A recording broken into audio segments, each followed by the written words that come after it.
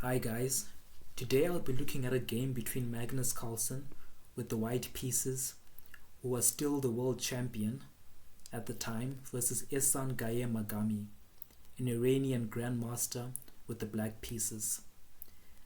This game was played in the 2016 Chess Olympiad in Baku, Azerbaijan. This game gives a good instruction of some of the key ideas of the London system, and so I wanted to share it with you.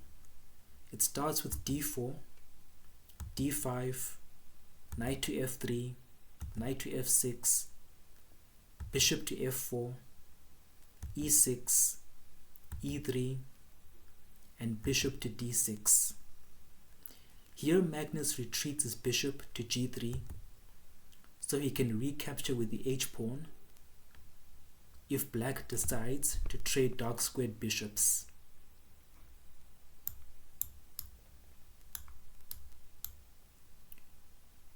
Thereby opening up his light squared rook on h1.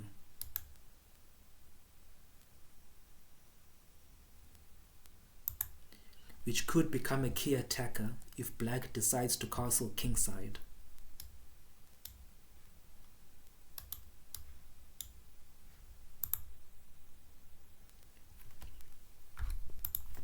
So black wisely decides not to take the bishop on g3. Staying flexible and keeping kingside castling options available, he instead plays the best move c5, thus preparing typical anti-London ideas like queen to b6, bishop to d7, and with the point of bishop to b5, exchanging off white's light squared bishop, while also putting pressure on the d4 pawn, with moves like knight to c6.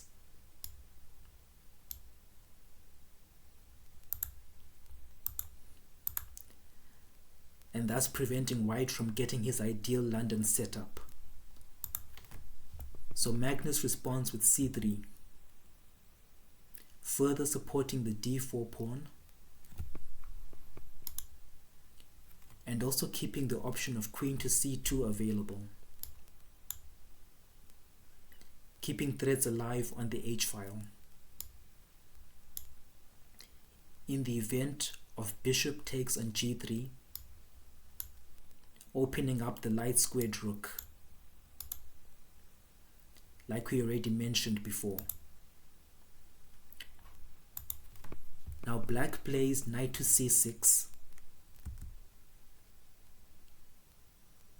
and Carlsen responds with knight to d2,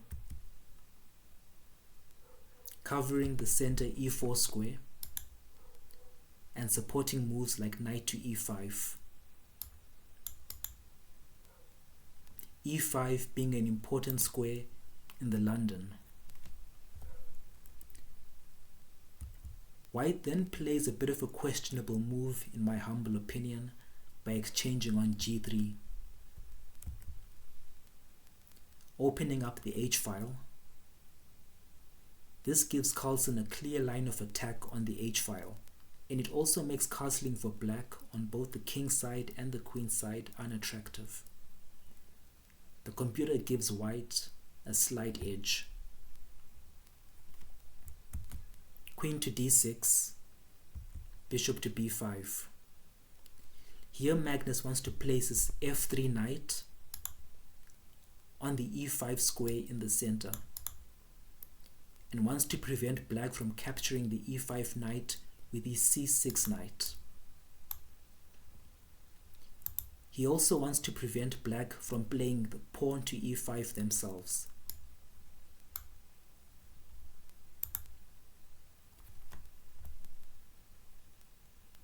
Black plays bishop to d7, and Magnus captures on c6. Bishop recaptures on c6, and knight to e5. White is already doing slightly better in this position. The computer gives a 0.5 advantage, even though material is even. This is because of white's strong central control and attacking potential.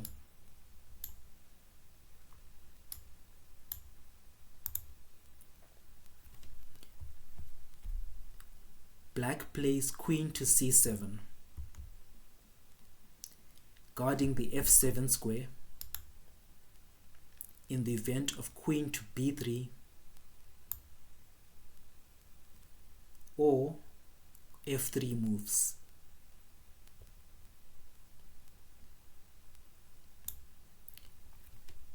It also keeps the option of e5 breaks open in the future.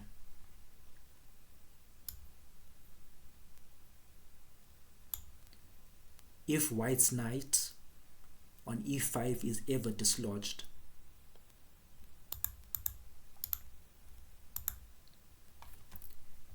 And lastly, it keeps queenside castling options on the table in the future.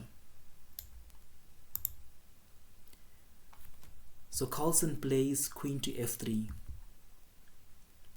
cementing white's strong e5 knight. If black ever moves its own knight on f6, for example to d7,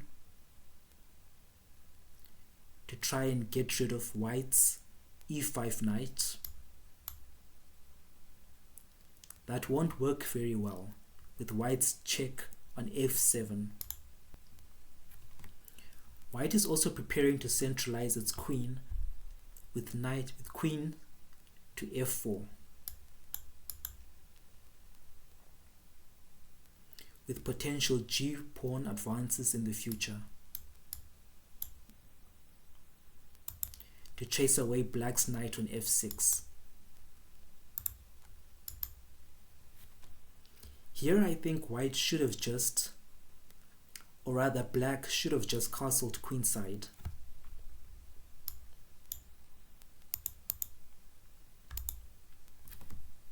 Getting the king out of the center and away from any f7 threats.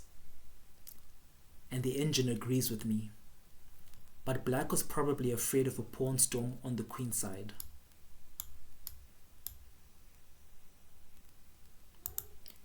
So instead we get h6, queen to f4. Black then plays queen to e7, g4, threatening g5, and knight to h7 prevents it. Queen to g3, supporting pawn advances, for example on the f-file, creating more pressure. Rook to g8. With this move, black indicates that he wants to play knight to f6.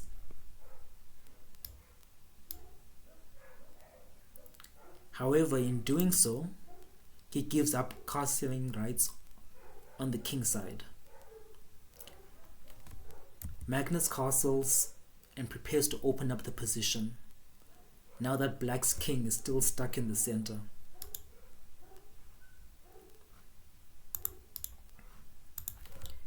Knight to f6, rook to c1, rook to c8, c4, pawn takes on c4, pawn takes on c5, queen takes on c5, and knight takes on c4. After a series of trades, white now has a decisive advantage. White's king is safely castled. His pieces are more active and are putting pressure on black. Black, meanwhile, can't castle. His king is stuck in the center and his pieces are awkwardly placed.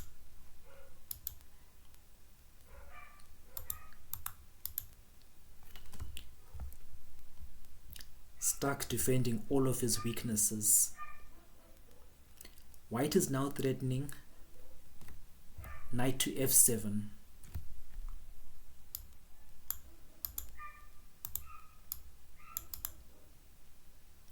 If black's king captures the knight, then white wins black's queen with knight to d6 check.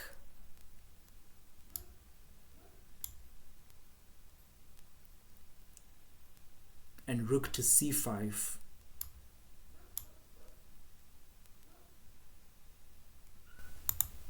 So black gets out of the way.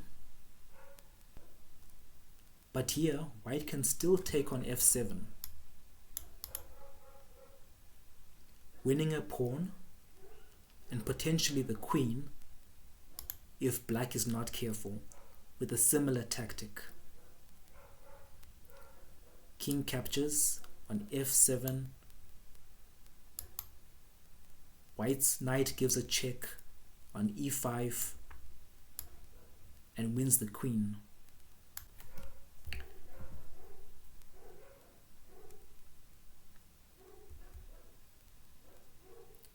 b4. Queen captures on b4.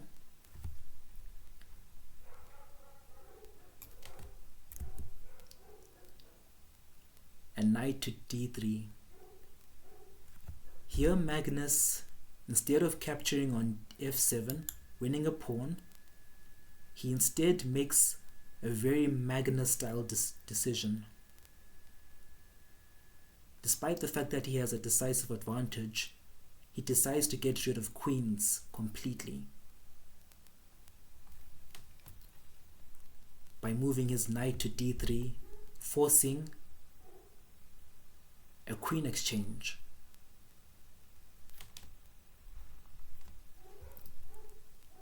Trading off queens reduces black's counterplay, and this leaves Magnus with a risk-free position that he's confident he can convert into a win. So after knight to e4, Magnus captures black's queen, black captures knight's queen, white's queen,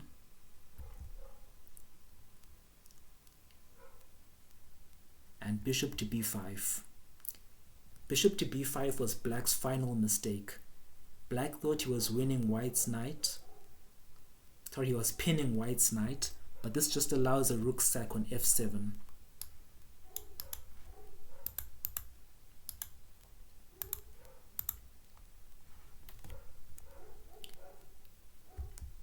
King captures back, and after king captures the rook, white can win the rook back with a nice fork on d6, along with a pawn on a7. White captures the rook with check, and after the king moves out of the way, white captures the pawn on a7 and is now threatening black's bishop. Black's bishop gets out of the way, moving to a4. It is under attack. Black is also threatening to win the a7 knight with rook to a8.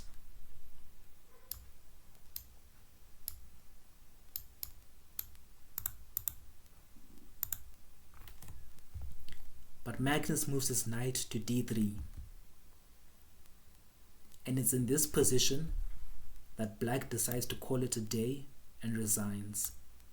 Yes, black wins the knight on a8.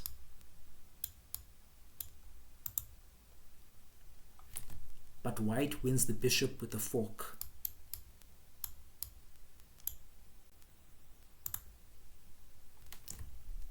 If black's king moves out of the way of check, let's say to e7,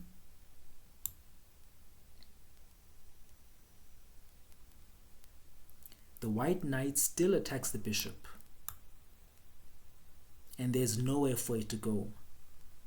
If it goes to b5, white's knight can simply capture that bishop.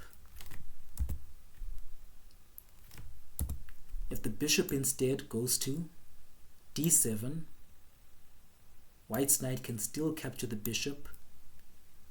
When the king recaptures the knight, then white's knight can simply retreat.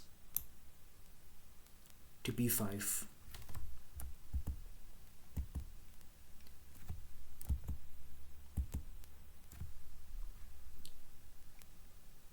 Magnus will simply be up on material, and with his endgame skills he will have no problem converting this position into a win. And so Ehsan resigns. I really like this game because it's so instructive in understanding how to play the London system from the white side, particularly the d4 variation. The London is not necessarily a boring or safe opening. It depends on how you play it. Magnus shows that in the right hands there are plenty of tactics to be found.